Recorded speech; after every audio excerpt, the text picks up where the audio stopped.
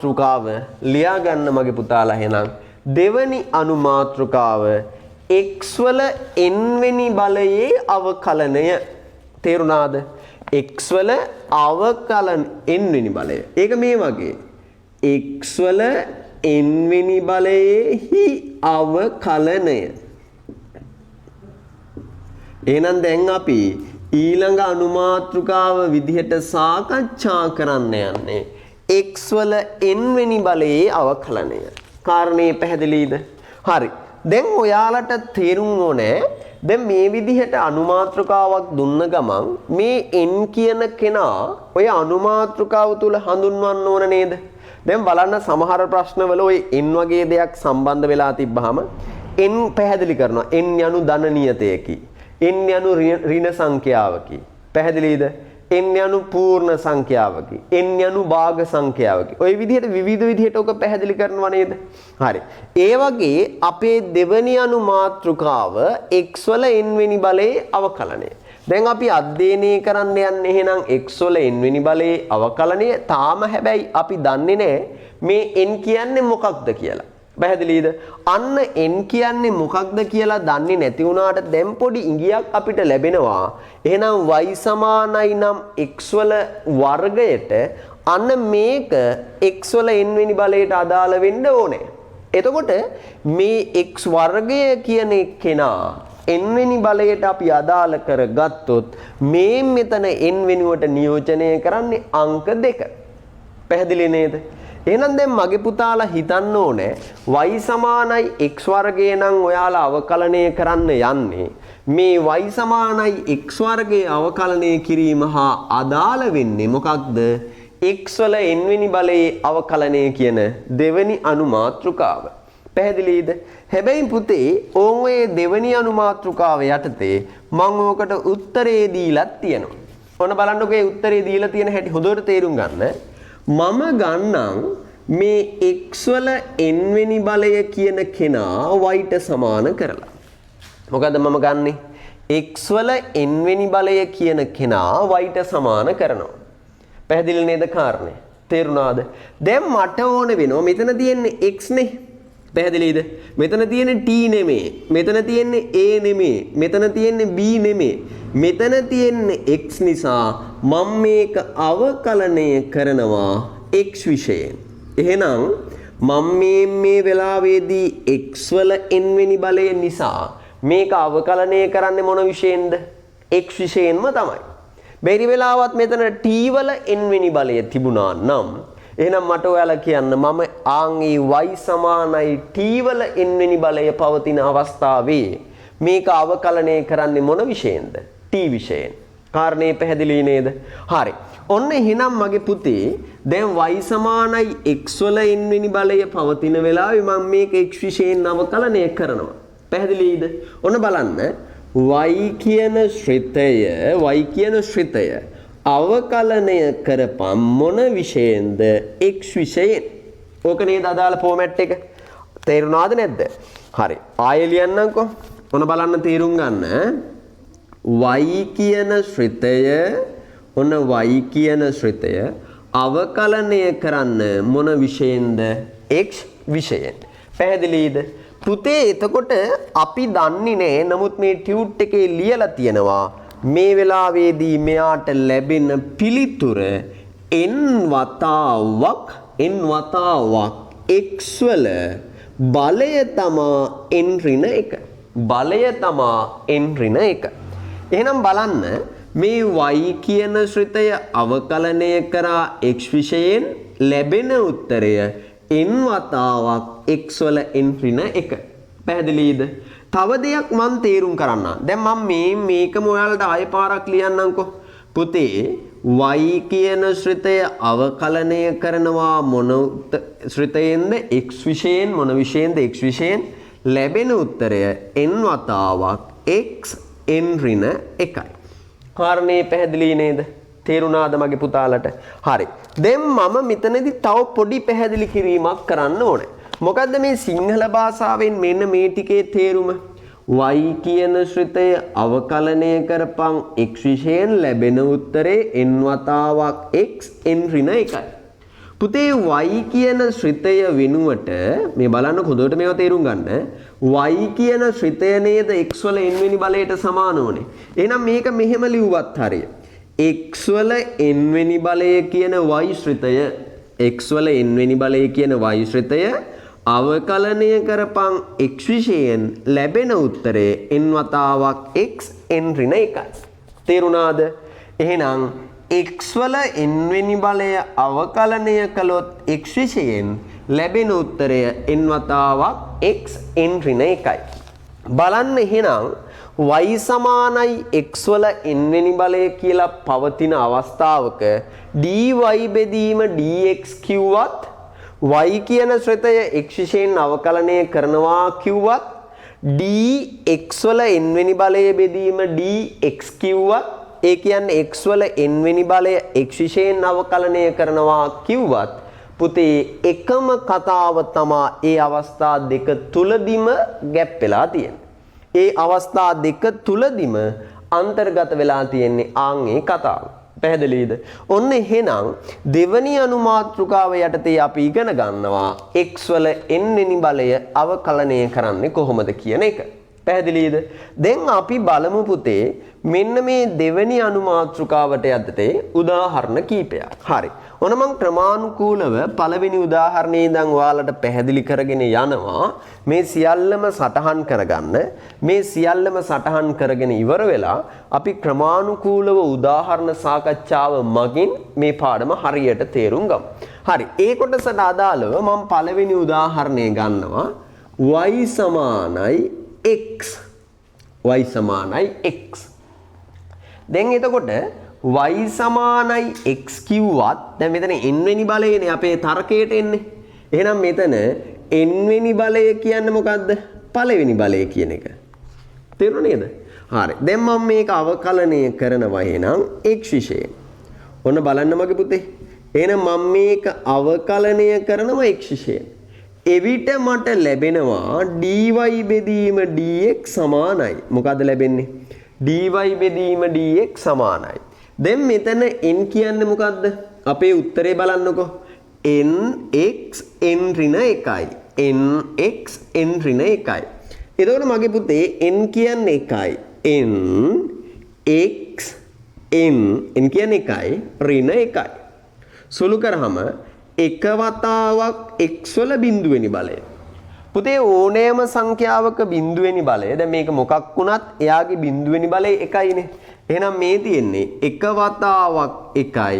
එහෙනම් උත්තරේ 1යි. පැහැදිලිද? එහෙනම් මගේ දරුවෝ තේරුම් ගන්න. dy බෙදීම dx ට ලැබෙන උත්තරේ 1යි. පැහැදිලිද? තවදුරටත් කිව්වොත් y සමානයි x වන අවස්ථාවක එයා x විශයෙන් අවකලනය කළොත් ලැබෙන උත්තරේ 1යි. දැන් එහෙනම් dy බෙදීම dx සමානයි 1යි කියලා නේද ඔයාලට ලැබුණේ? මේක තවත් විදිහකට මම පැහැදිලි කරන්නම්කෝ. මෙන්න මෙතන තියෙන y කියන කෙනා වෙනුවට මට ඕනනම් y වලාගේ x ට සමාන නිසා මේ මෙතෙන්ට x දාන්න බැරිද? පුළුවන් නේද? තේරුණාද නැද්ද? x දාන්න පුළුවන් නේද? එහෙනම් මේක සිංහලෙන් කියන්නකෝ. x කියන ශ්‍රිතය x විශයෙන්ම අවකලනය කරාම ලැබෙන පිළිතුර 1යි. x කියන ශ්‍රිතය x විශයෙන්ම අවකලනය කළොත් ලැබෙන පිළිතුර 1යි. තේරුණාද? පළවෙනි අනුමාත්‍රිකාවේ කිව්වේ නියත ඒක අවකලනය. දැන් මෙතනදී ඊළඟ අනුමාත්‍රිකාව x වල n වෙනි බලයේ අවකලනය. පළවෙනි උදාහරණයේ විදිහට අපි ගන්නේ n කියන කෙනා 1යි කියලා. එහෙනම් n කියන කෙනා 1යි නම් x කියන කෙනා x විශයෙන්ම අවකලනය කරාම ලැබෙන උත්තරේ 1 වුණා. හරි. ඕක ඔයාලට තේරුණාද නැද්ද කියලා බලන්න පුළුවන් මගේ පුතේ. තව උදාහරණයක් ඔන්න මම සාකච්ඡා කරනවා. දැන් මේ උදාහරණයනුත් ඔයාලට මේ හදපු කොටස පැහැදිලි වුණාද? තේරුම් ගත්තාද? ඔළුවට කාවැදුනද කියලා තේරුම් ගන්න පුළුවන්. ඔන්න මම ගන්නවා පුතේ y සමානයි t කියලා. මම ඔයාලා මේවා සටහන් කරන්න. y සමානයි t. දැන් මේක y සමානයි t නම් ඔයාලා මට කියන්න මගේ පුතේ මේක අවකලනය කරන්න පුළුවන් මොන විශයෙන්ද? හරියටම හරි. මේක අවකලනය කරන්න පුළුවන් t විශයෙන්. එහෙනම් මම මෙන්න මේක පුතේ t විශයෙන් අවකලනය කරනවා. මේක මොන විශයෙන්ද අවකලනය කරන්නේ? t විශයෙන්. එවිට ලැබෙන්නේ මොකද්ද? y කියන ශ්‍රිතය අවකලනය කරපම් මොන විෂයෙන්ද? t විෂයෙන්. එවිට ආංගර සූත්‍රයේම තමයි අපිට දාන්න වෙන්නේ. මොන සූත්‍රයේද? ආන්ගේ මේ ගාන හදන්න භාවිතා කරන සූත්‍රය මම මෙතන නැවත ඔයාලට තේරුම් ගන්න ලියනවා. මේක නැවත මෙතන සටහන් කරගත්තාම ඔයාලට මනාව ඒක අවබෝධ කරගන්න පහසු වෙනවා. ඔන්න බලන්න ලියන එක. x වල n වෙනි බලය කියන ශ්‍රිතය x විෂයෙන් අවකලනය කළ කල ලැබෙන උත්තරය n වතාවක් x n ඍණ 1 වේ. x වෙනුවට t වල n වෙනි බලය යම් තැනක t විෂයෙන් අවකලනය කරයිද ලැබෙන උත්තරේ n වතාවක් t n ඍණ 1 වේ. පැහැදිලිද? එහෙනම් මෙතන විචල්්‍ය පරිදි x වේ නම් මෙතනද x, එය t වේ නම් මෙතනදී t. මෙය a වේ නම් මෙතන a. හැබැයි a t x කියන්නේ නියත නොවේ, ඒවා ශ්‍රිත. හරි. එහෙනම් මෙන්න මෙතනදී y සමානයි t කියන කෙනා t විෂයෙන් නම් අවකලනය කරන්නේ. දාන්නේ මෙන්න මේ සූත්‍රය. මොකක්ද උත්තරේ? n t n ඍණ 1යි. මේ මොහොතේදී n කියන්නේ 1යි, එක වතාවක් t 1 ඍණ 1යි.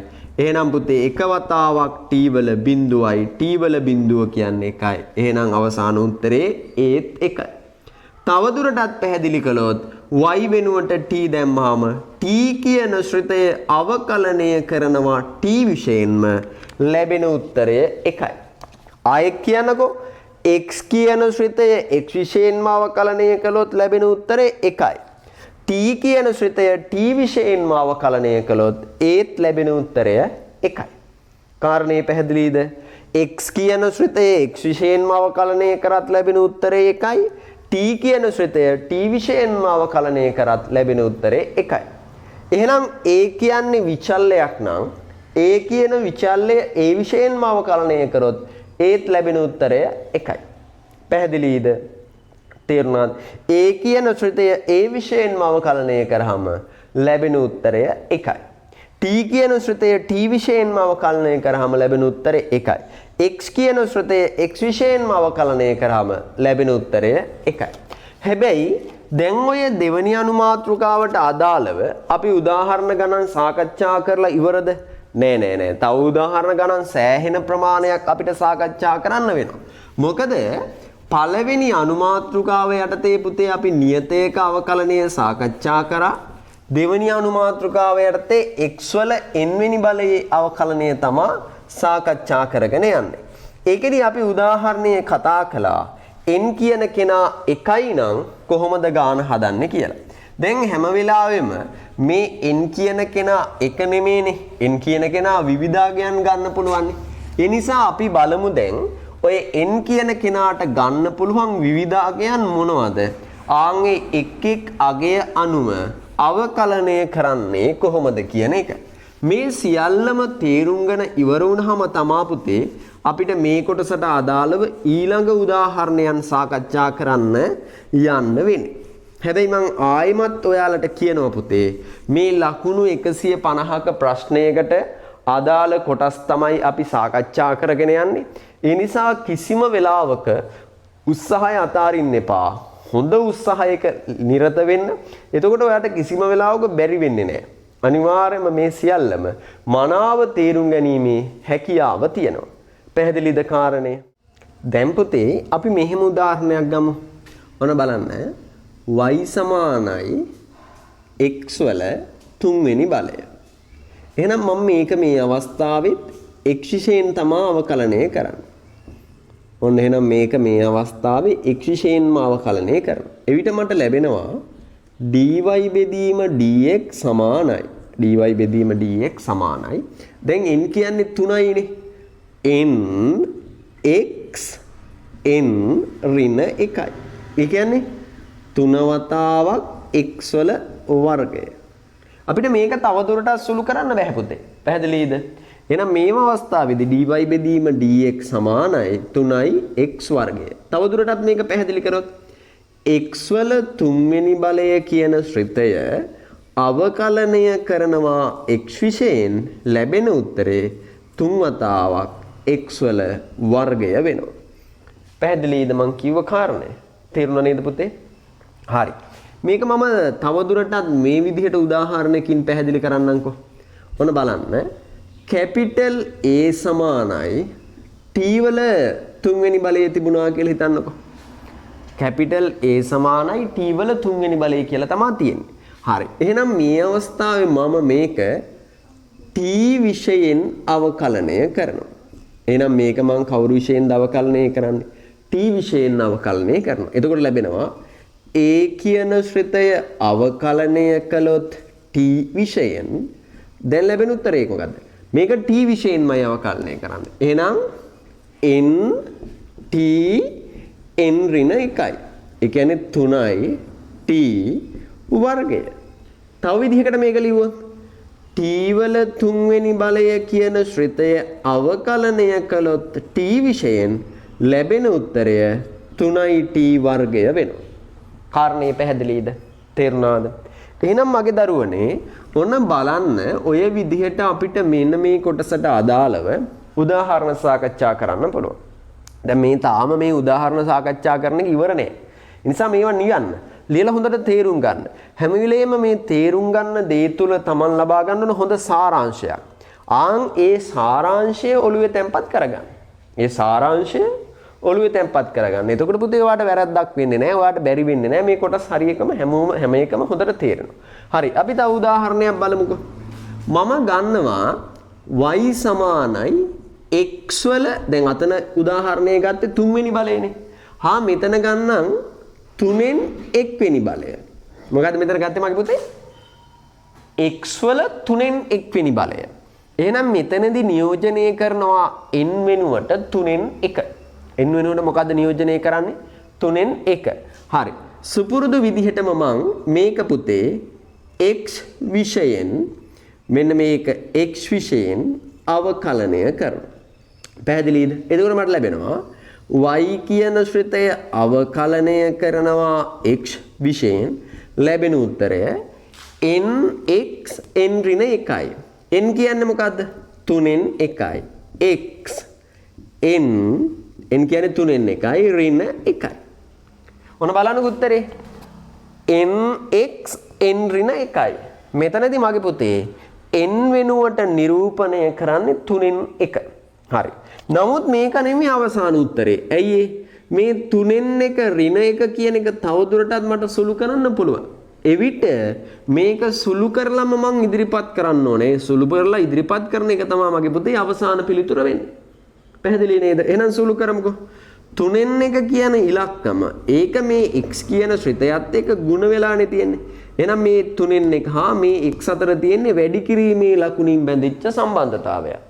එතකොට 3න් 1කින් අඩු වෙනවා 1ක්. පොදු හරය අරගෙන සුළු කරන්න උත්තරේ ඍණ 2 බෙදීම 3 බවට පත් වෙනවා. පැහැදිලිද?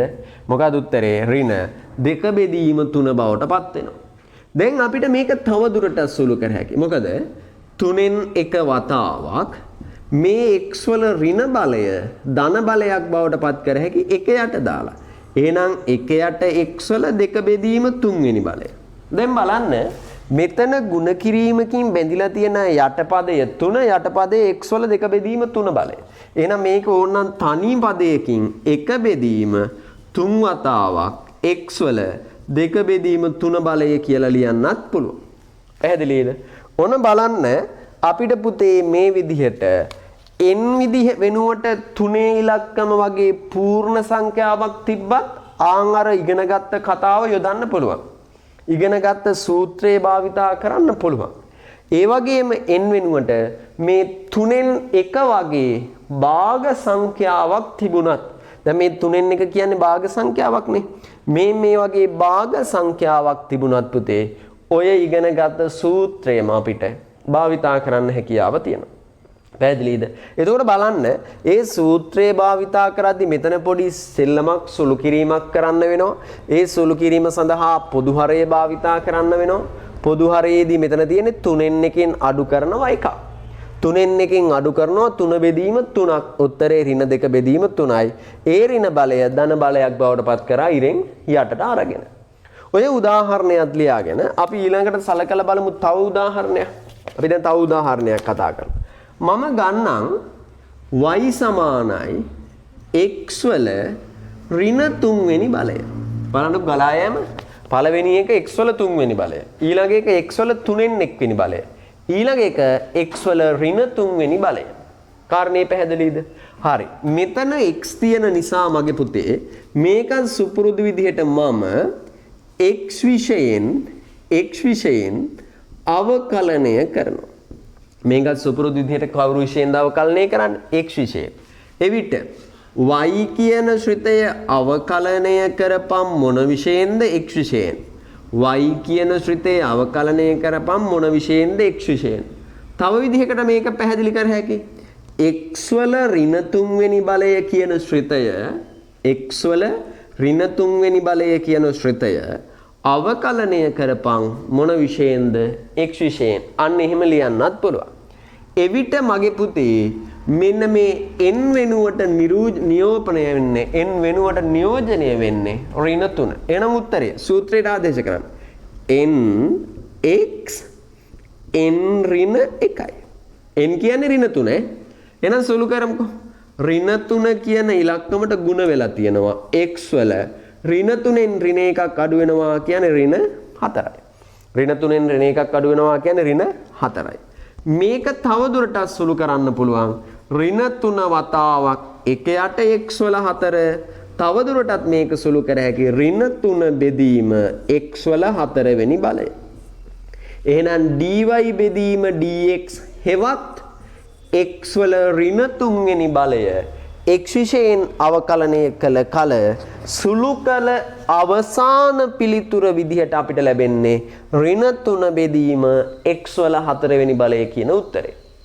පැහැදිලිද මගේ පුතාලට? හොඳට තේරුණාද? බලන්න මේ විවිධ උදාහරණ වලින් තාමත් අපි සාකච්ඡා කරන්නේ ආන් අර දෙවනි අනුමාත්‍රිකාව යටතේ අපි අවකලනයේ ඉගෙන ගත්ත සූත්‍රය. තාම ඉවර නෑ. හරි. අපි තව උදාහරණයක් සාකච්ඡා කරමු. පුතේ නිබන්ධනවල මේවට අදාළ ගොඩාක් උදාහරණ තියෙනවා. ඒ උදාහරණ හදන්න, ඒ උදාහරණ හදාගෙන යනකොට තමයි ඔයාලට මේ පාඩම පිළිබඳ තේරුම් ගැනීමේ හැකියාවක් ලැබෙන්නේ. ඒ නිසා කිසි වෙලාවක උත්සාහය අතාරින්න එපා. එක දිගට වැඩ කටයුතු කරගෙන යන්න. හරි. අපි තව උදාහරණයක් සාකච්ඡා කරලා බලමු. මම ගන්නම් y සමානයි පළවෙනි උදාහරණේ x වල පළවෙනි බලය. දෙවෙනි උදාහරණය x වල 3 වෙනි බලය. ඊළඟ උදාහරණය x වල 3න් 1 වෙනි බලය. ඊළඟ උදාහරණය x වල ඍණ 3 වෙනි බලය. දැන් අපි ගමු y සමානයි x වල ඍණ 1 බෙදීම 3 වෙනි බලය. දැන් උදාහරණ ටික තේරුණාද?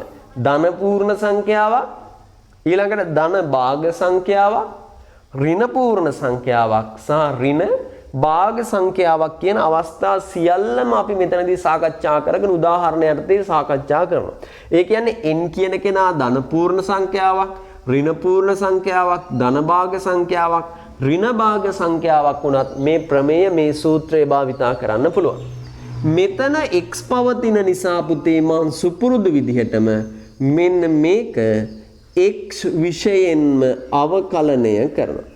එවිට මට dy බෙදීම dx සමානයි n යනු ඍණ 3න් 1යි n x n ඍණ 1යි. අරකමයි nx n ඍණ 1යි. t නම් nt මොකද nt n ඍණ 1යි. තවදුරටත් සුළු කරමු. ඍණ 3න් 1යි x වල මේ දෙන්න සුළු කරන්න පොදු හරය අරගෙන ඍණ 4 බෙදීම 3යි. මේක ධන බලයක් බවට පත් කර හැකි ඉරෙන් උඩට යටට ඍණ 1යි 3 වතාවක් x වල 4 බෙදීම 3යි. පැහැදිලිද? ඔන්න ඔය ආකාරයෙන් පුතේ අපිට දෙවනි අනුමාත්‍රිකාවට අදාළව උදාහරණ සාකච්ඡා කරන්න පුළුවන්. පැහැදිලිද? බලන්නකෝ උදාහරණ 4ක් අපි සාකච්ඡා කළාට මේ උදාහරණ 4 තුල මේ සූත්‍රය භාවිතා කිරීමට අවශ්‍ය සියලුම දැනුම ඔයාලට ලබා ගන්න හැකියාව තියෙනවා. පැහැදිලිද? ඔයාලට නිබන්ධන ගොඩක් මම අවකලනයේ යටතේ හපේලා තියෙනවා. ඒ නිබන්ධන වල පුතේ උදාහරණ ගණන් හදන්න. පැහැදිලිද? ඒ උදාහරණ ගණන් හදද්දී තව දුරටත් ඔයාලා